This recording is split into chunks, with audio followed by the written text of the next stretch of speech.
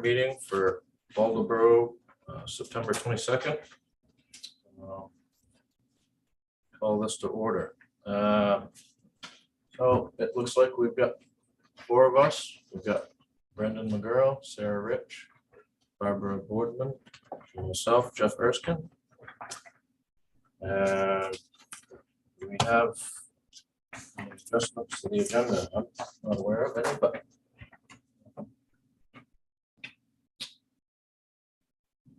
and any citizen comments beyond the site plan that we're going over today? Suspect not. I don't see anything. Okay. So I guess we can hop right into the change of use of the site plan for Penny Dostie.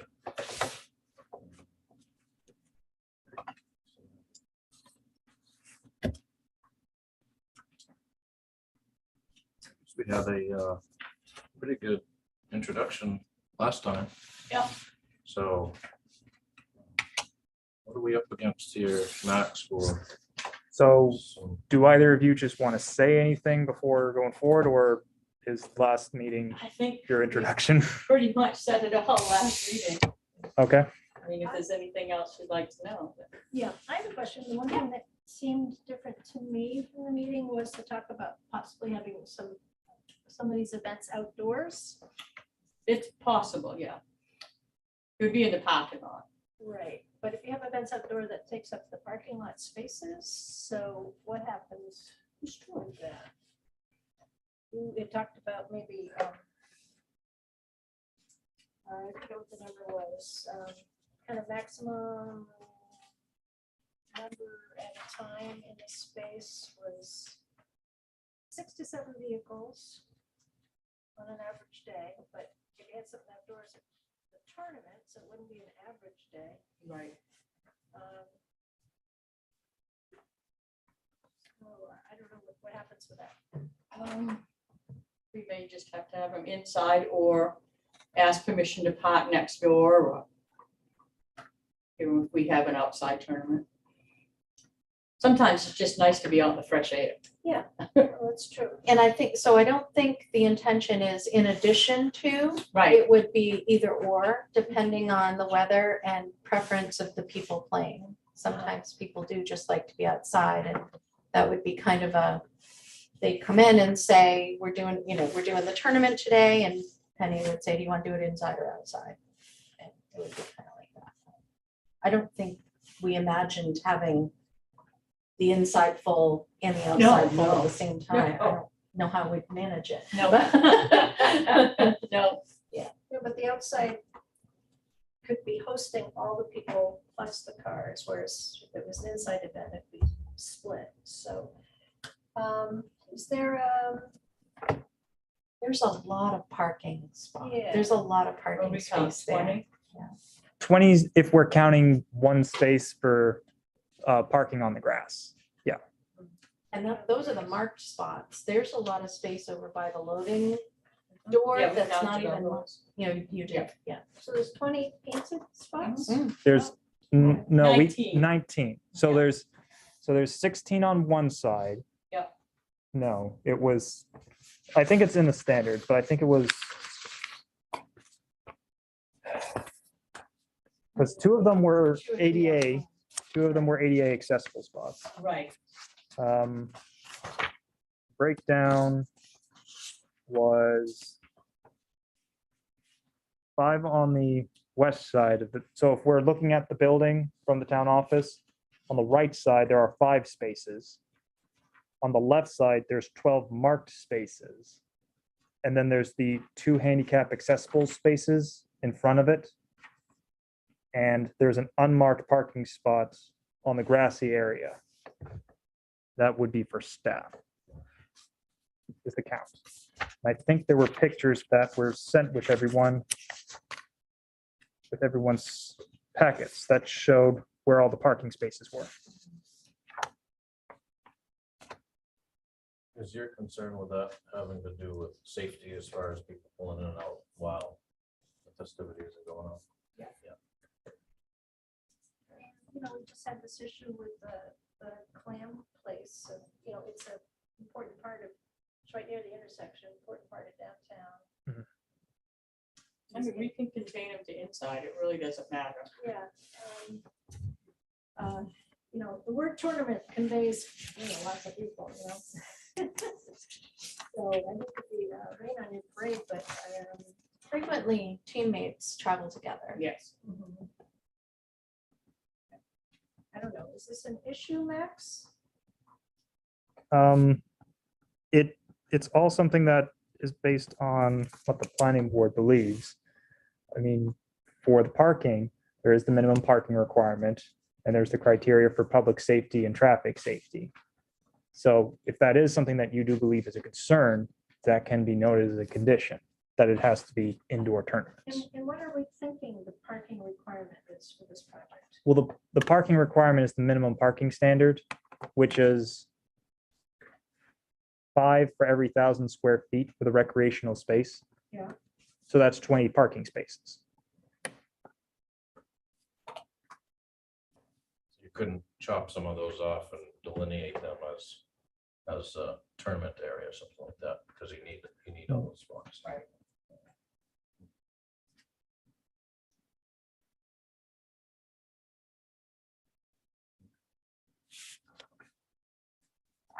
Certainly, if there were that many people there that were parking there wouldn't be room to throw bags. It's just sort of common sense that way, that if the lot's full, you have to play inside. Right, yeah. Right. Yeah, and you don't want to stop people from being wildly successful either, so.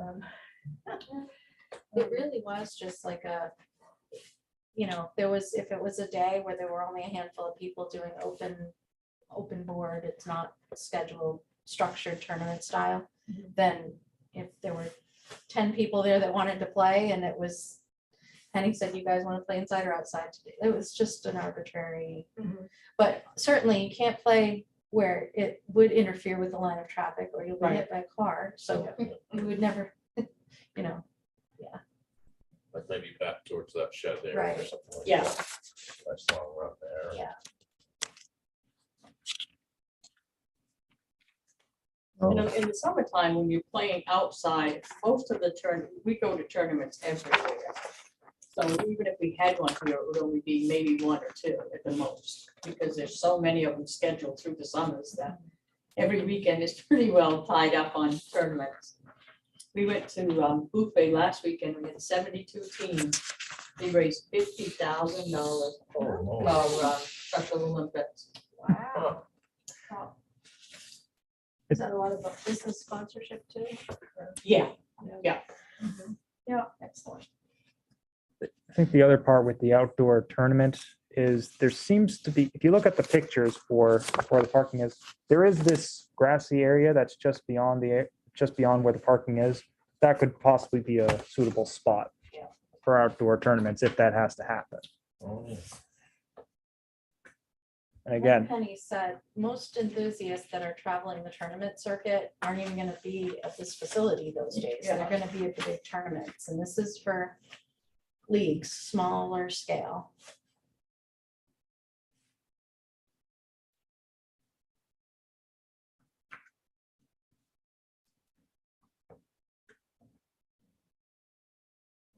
Thoughts or anyone else's on that, but I tend to think that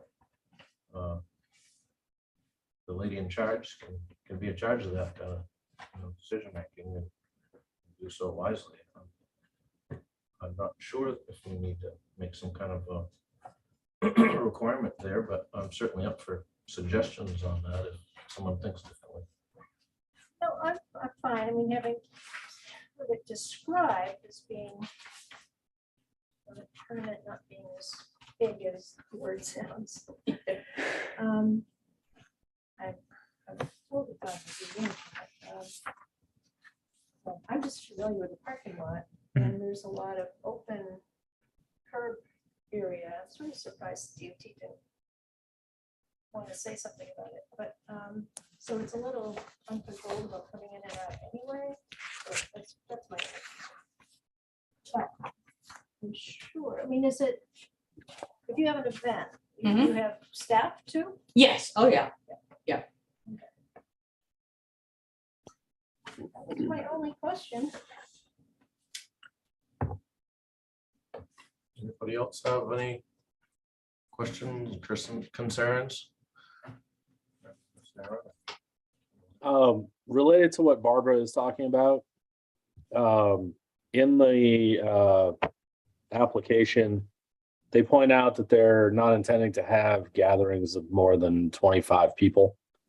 And if there are, doesn't that fall under a different permit application where you could address the needs to provide parking for the increased number of people at that time?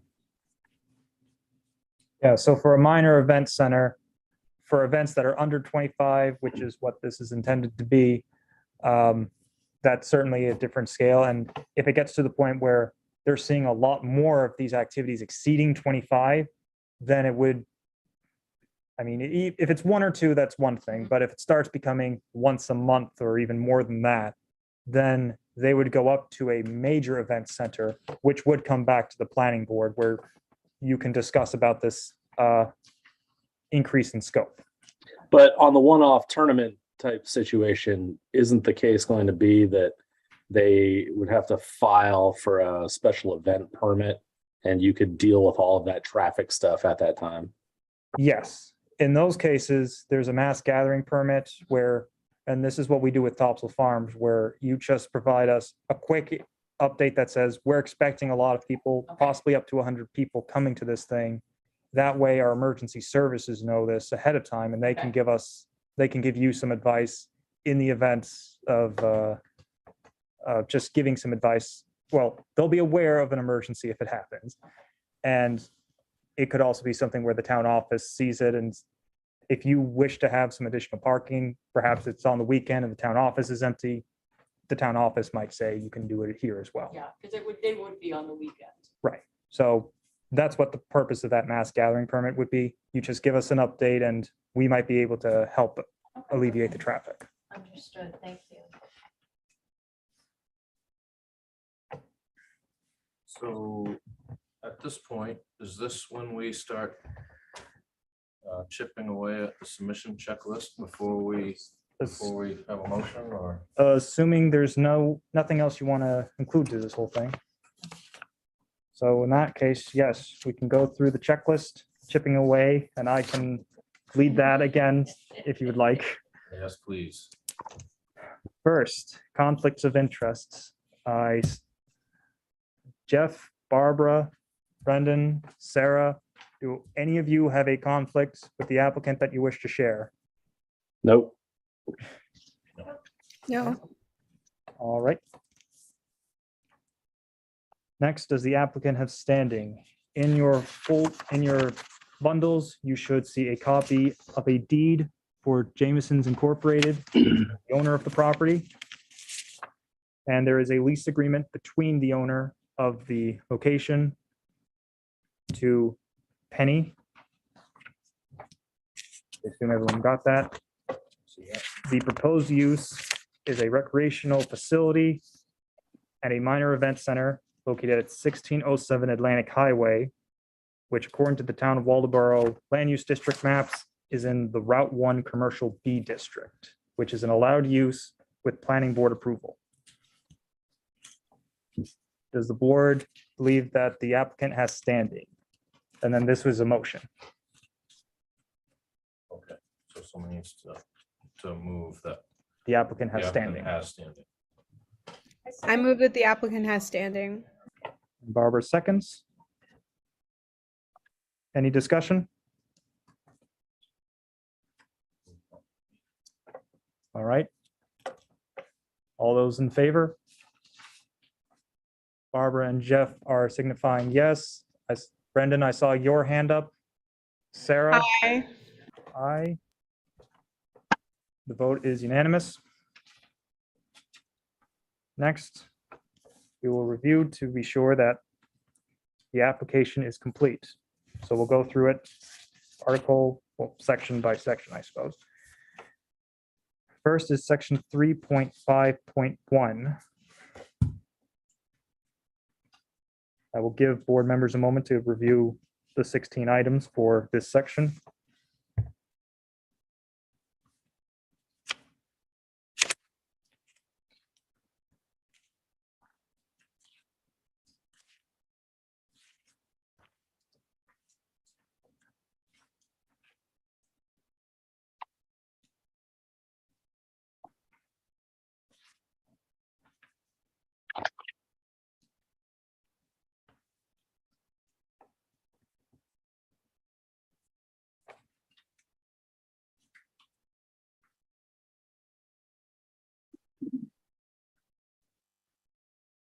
From what I've seen on this, the only waiver request would be for 3.5.1.14, since they are not going to be using a septic system, and they will be on town water and sewer. Max, I got a question about the bathrooms. Yep, Total number of bathrooms compared to the occupant load. Is that something that you or the code enforcement officers looked at? I did do a site visit to see the bathrooms. But so there's the question if the bathrooms can handle this, or You got one bathroom per, we're intending to have somewhere around 20, 25 people in the building. There are two bathrooms. It says in the application that one is going to be employees only. I didn't bother pulling my code book out to see if that was an adequate number of bathrooms for the expected occupancy load. Yeah, we Is will there be a using standard for both that? bathrooms. you are using both Yeah. bathrooms? Okay, Okay. so that's just going to be an amendment to the application then. Does that address it, or are you still curious about the code? I think so. I mean, unless there was some reason why the one that was called out to be the employee bathroom couldn't be used as a bathroom open to the public. I mean, if you got two bathrooms per 20 people, that seems like a perfectly normal sort of state of affairs. Yeah, I was just curious if you had looked into, the designation for the building and occupancy load and how many toilets are required. No, I didn't look into that. Okay. I mean, if we're talking two toilets that are both open to the public, I don't see an issue.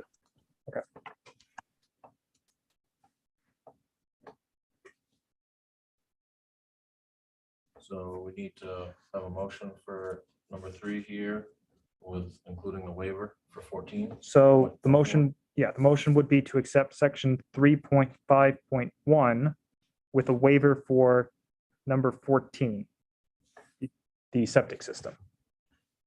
I'll move to accept that.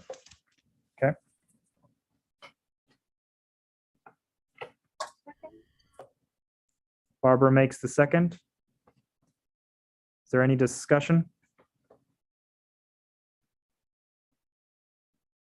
All right.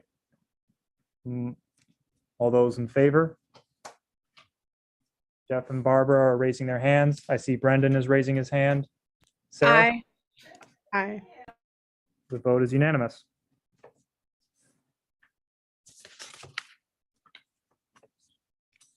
So now on to section 3.5.2.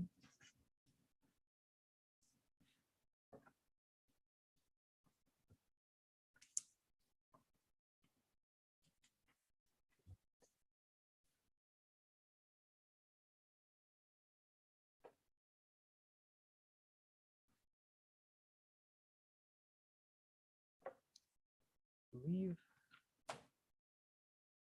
for these waivers, the only waivers requested were for 6, 8, and 9.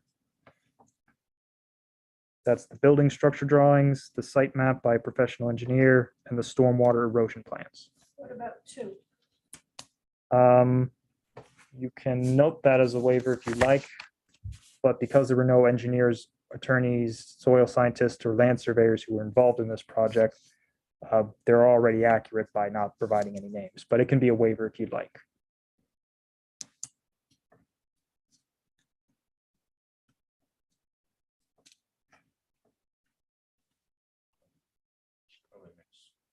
sense to my mind to. Make it a waiver. on that, but Okay. that's What were all the waiver numbers again? 2, 6, 2, 8, 9. Yep.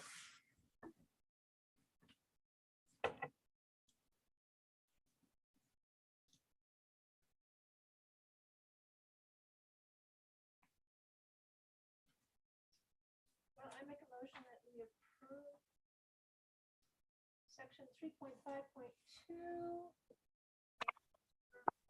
Number 2, number 6, number 8, number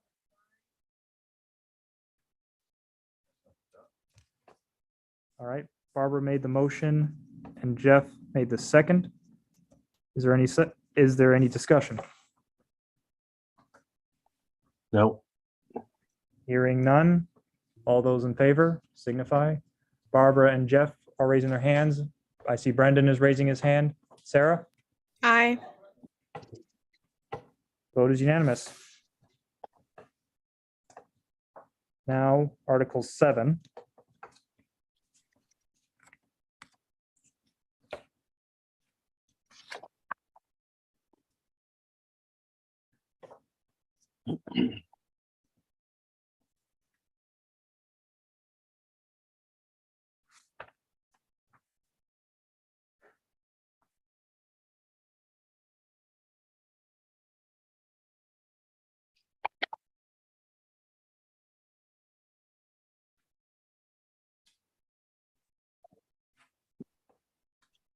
The only two waivers that I see on this one is for 7.4, the Historic Village District Architectural Standards, and 7.13, the Archaeological and Historic Site Standards.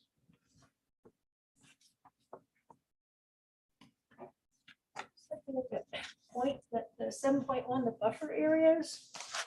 And this site relies, hard to tell where the boundary is in relation to the tree line and all that stuff, but Mhm.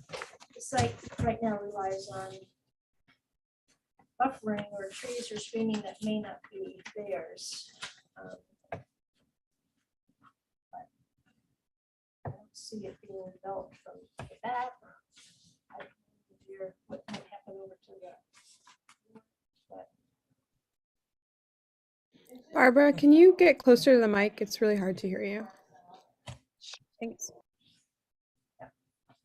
I was just mentioning that the 7.1 buffer areas, this particular site, looking at it, and this is just from Google Earth with a lot of shadows here. So where normally if this was a new business going to Route 1, we'd be scrutinizing better buffers between properties, rear of the property, side of the property.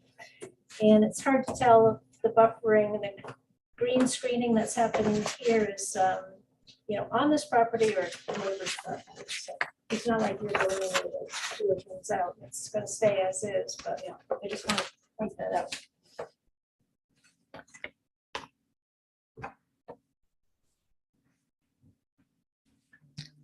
I think the letter went out with the bundles, but there was the letter from Chief Smeltzer about the water and accessibility. Did that get out to everyone? All right, well, in case it didn't, Chief Smeltzer says that there is sufficient water access because it's town water. And he does recommend a lockbox for this location. And the only additional thought is that the place is 350 feet from the fire station as well as the closest fire hydrant. So it's a pretty good building. Is there any issue with having a lockbox installed for the? Okay. So that would just be a condition for approval that you would get a lockbox through the fire chief. Okay.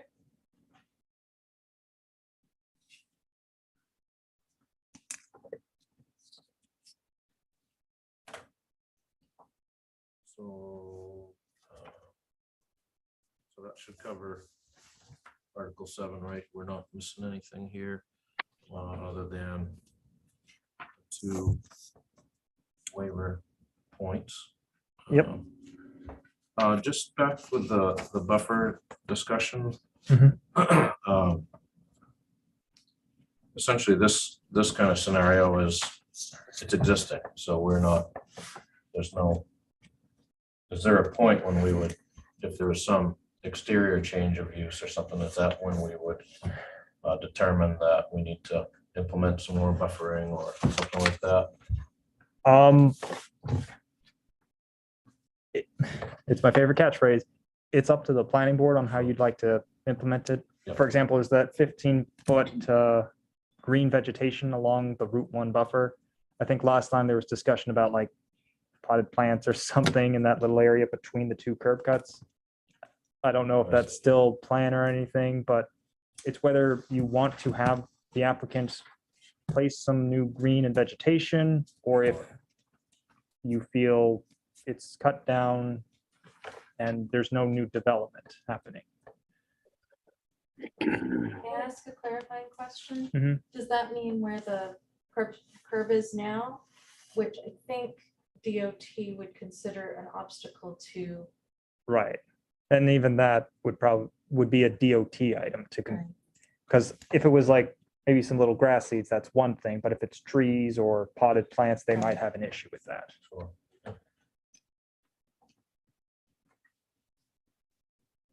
Yeah, I mean, I think to leave well enough alone on that, but like I say, I'm open for someone else had something more on that that was more pressing. Okay. So, section 7. I'll move to accept that as it is with I'll do my list here. Waivers for 7.4 and 7.13. That's right. What you said. Second that. All right, Jeff made the motion and Brendan seconded. Is there any discussion? All right, all those in favor? Barbara and Jeff are raising their hands. I see Brendan is raising his hand. Sarah? Aye.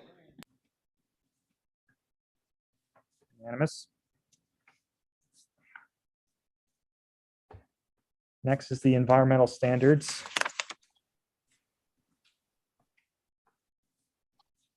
This is going to be quite a bit.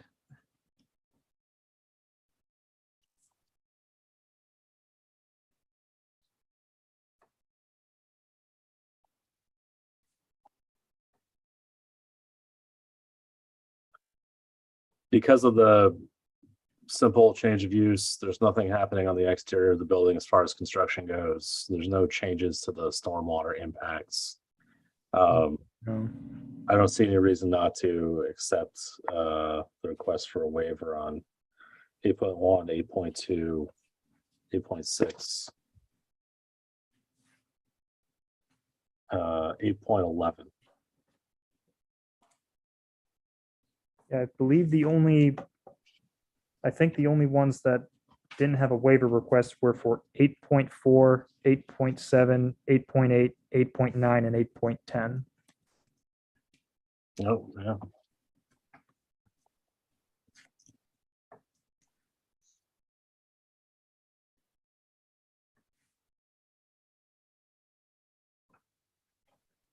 So can I verify that again? Sure. The ones that weren't, okay, so it actually says it, so waiver.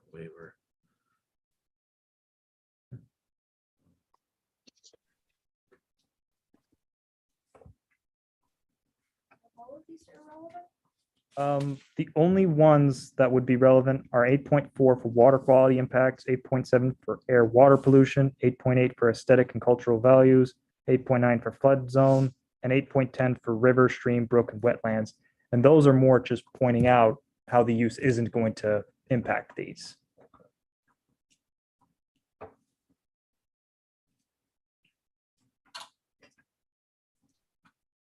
Well, can we have someone make a motion on that? I can't, I'm confused. The motion would be to accept Article 8 as presented with waivers for 8.1, 8.2, 8.3, 8.5, 8.6, and 8.11.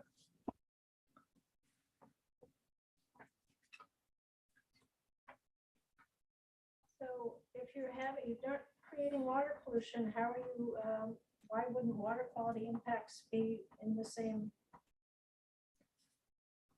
8.7 is noting that they're not going to be causing any water pollution. Okay, 8.4, then we're not Oh, going to be affecting any water quality impacts, not creating any water quality impacts? correct, because there's going to be no discharge from this facility. It's going to be connected to the sewer. Or Or- I was thinking more like parking lot stuff, no? Well, they're not changing the parking lot either. 8.4 is specifically about groundwater. So unless they're gonna be infiltrating water on the site, I don't see how they would be impacting groundwater. Okay, leach field, you mean? Or infiltrating stormwater, one or the other, but I mean, in either case, they're not making any changes to what's already existing there.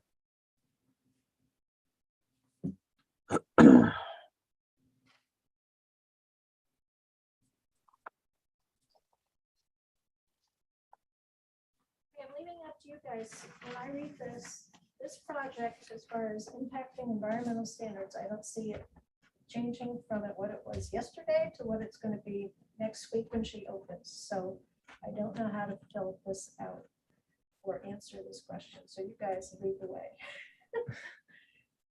I don't see any impacts. It's because I don't understand this. It may have to do with the difference between waiving something and simply it being Not applicable. right, applying or not. That's what I've struggled a bit with, is making that determination, whether it's something that they're asking for a waiver for, and whether it is something that applies or not at all. So I don't know if that's any help, but that's how I'm trying to look at it. I can certainly make an updated checklist next time where it can be things that would be applicable and things that would not be applicable. Well, maybe two different forms. One would be for a change of use and one would be for an actual larger project where if it's a change of use, I can have a not applicable section pretty much ready to go. I love not applicable. I love that. NA. Yeah. Done. This works for me. And it means we discussed it, so, you know. So for Article 8, for now, the waivers would be for items 1, 2, 3, 5, 6, and 11. Everything else would be accepted as presented.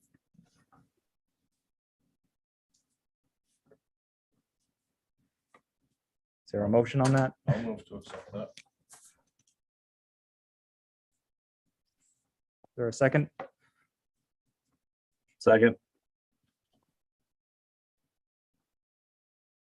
Jeff made the motion. Brendan has seconded. Is there any discussion? Hearing none. All those in favor? So if I wasn't in favor, this wouldn't go through. This is just 4 of us here. correct. I'm raising my hand.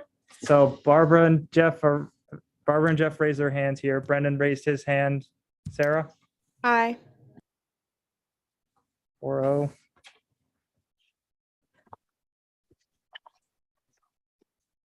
Okay. Article 9 for roads, parking, driveways, and traffic access.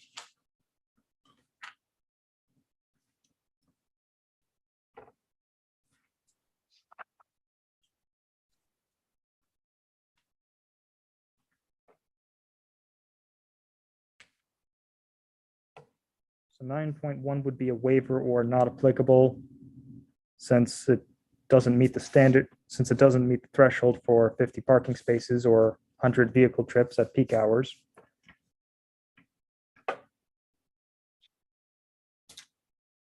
And for parking and loading, there are 20 parking spaces available, which is the minimum requirement for this facility. And they can access it through Route 1.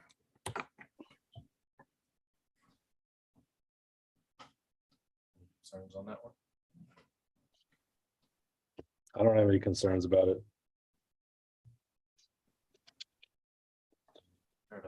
motion on that? Second it. Count mine as a motion. So the motion, Was that a motion? the motion would be to accept Article 9 with a waiver for 9.1. Correct? Yes. Jeff made the motion. Barbara seconded. Any discussion? All those in No. favor? Oh, sorry, Brendan, were you going to say something? Oh, no, just saying there's no discussion. So Jeff has his hand up. Barbara, was your hand up? Yep. Brendan, I saw your hand up. Sarah? Sarah, are you there? Hi, sorry, I was having trouble unmuting. Hi. Nope, it's all right. Finally, Article 10, the specific standards for the recreational facility and the event centers for minor event centers. This is for the recreational facility, it's 10.20, and for event centers, it's 10.30.2.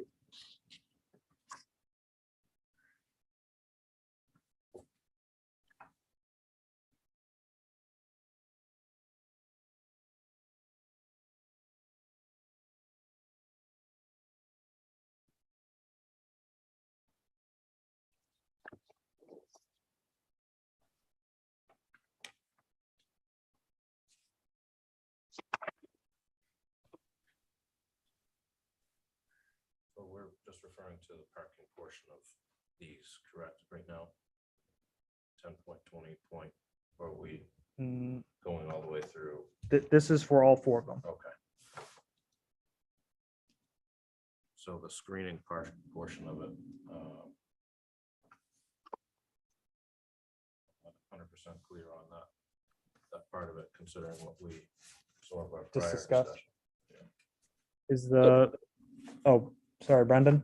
Yeah, I was just going to address what Jeff was saying. 10.20.3 in the land use ordinance reads adequate screening, buffer area, or landscape provisions shall be built, planted, or maintained to protect adjacent residences from reverse light, noise, dust, smoke, and visual impact. So the adjacent residences are down Jefferson Street. I think in the photos, there's a fence continually along that rear property line. Is that correct? Yes. Yep. Not on the whole back. There's a driveway that goes down between those two businesses to get to a house, right? Right, there is a right of way. This comes from the storage side of the property. But otherwise, you got a combination of fence and vegetative buffer between the residential properties and this property, right? I gotta turn the light on. I mean, if this was a bigger projects, kind of like an opportunity to ask businesses to improve the look of the town, when they come in and maybe clean it up a little bit or do something to make some improvements. But this is kind of a straightforward, as you're saying, not much is changing other than probably your sign out front. It's had a fresh coat of paint already and some landscaping in the window boxes and the flower beds. The outside is painted Yes. already? So the key word in this for 10.20.3 is probably would be maintained. So nothing's changing, but it's, so that sort of minimum standard is generally covered here and that, so. Max, just pointing it out that in definitions, we don't have screening in there. Oh, he's got the definition. Unless I-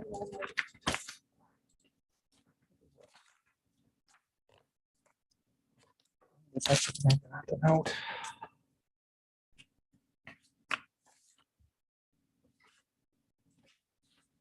All right.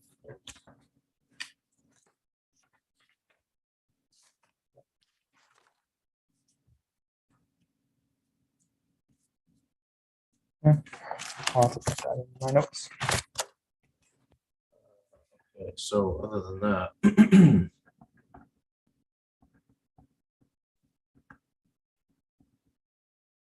Point one looks good to me. Point two.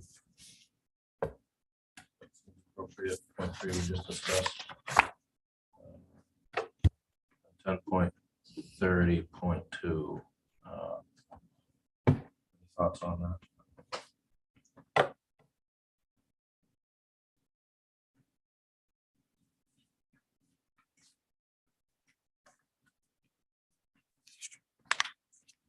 It's okay to me.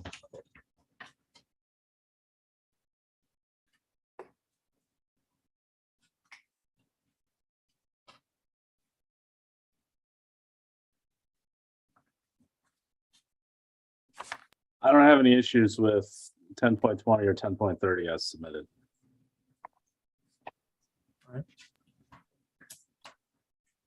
Is there a motion to accept it? I'll move to accept 10.20 and 10.30. I'll second. Brendan made the motion and Sarah made the second. Is there any discussion? All right, all those in favor? Brendan and Barbara are saying yes. I see Brendan's hand. Sarah? Yeah, Joe. Aye. And Sarah is a yes. What did I say? You had Brendan in there twice, I think. Sorry about that. Amazing. He can cover for me anytime. Perfect. He's all over the place. All right. So in that case, the application is complete. And then everyone was given the findings of facts on this, which you can either accept now or make any amendments to that if you'd like.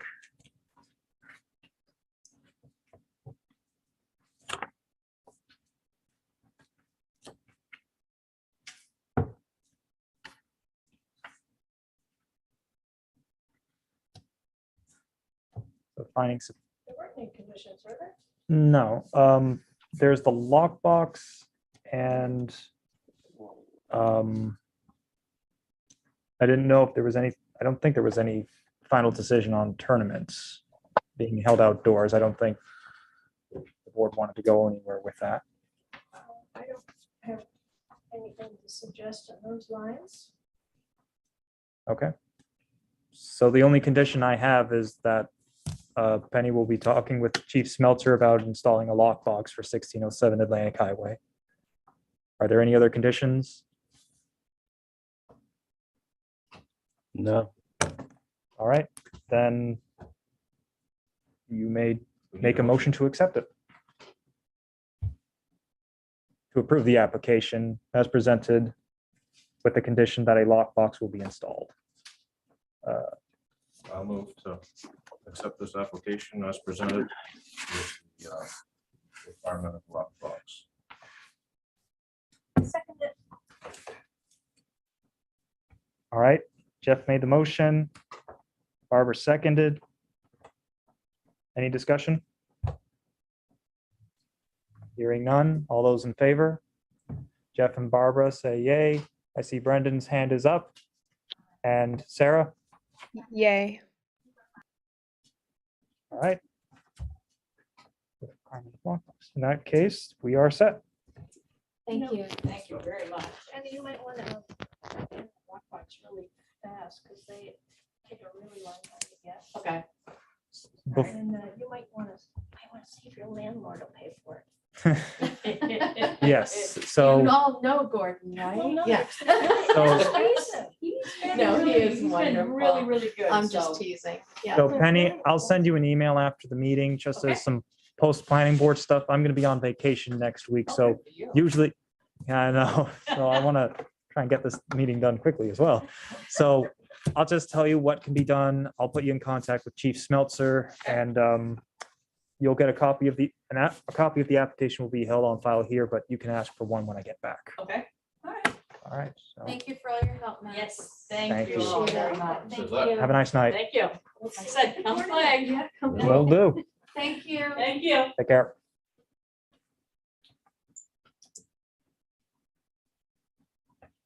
All right, so we gotta work our way through some minutes, huh?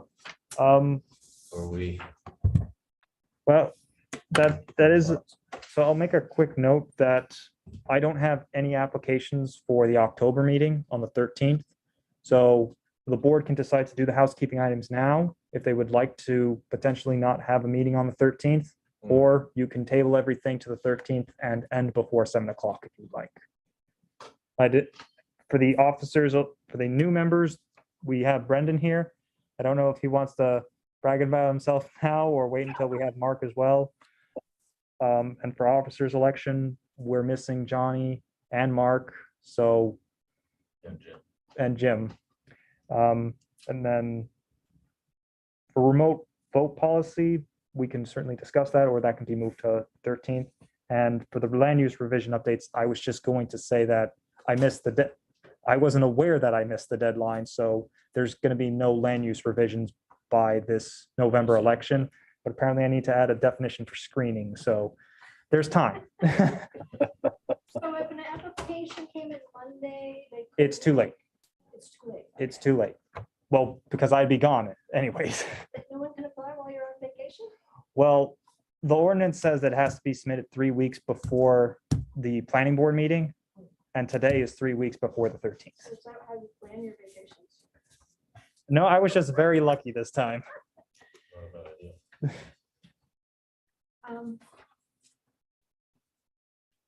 Oh, we need more people to vote and do all that stuff, so let's just Yeah. deal with minutes and all that, because I can't vote on some of the stuff I wasn't here for, or. Yeah, do we actually have a quorum to approve all these minutes? I had intended to abstain on the July 28 meeting because I wasn't part of that. Yeah, you're abstaining for that one. That makes it 3, and that doesn't work. And I'm abstaining for September 8th.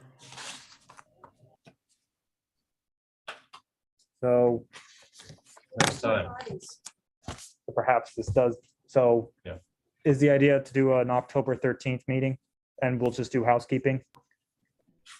I move to adjourn and do a October 13th meeting for housekeeping. I'll second that. Any discussion? Nope. All right, all those in favor? I I see 2 hands up, Brendan and Sarah. Yay. All right, have a good night, everyone. This is not to denigrate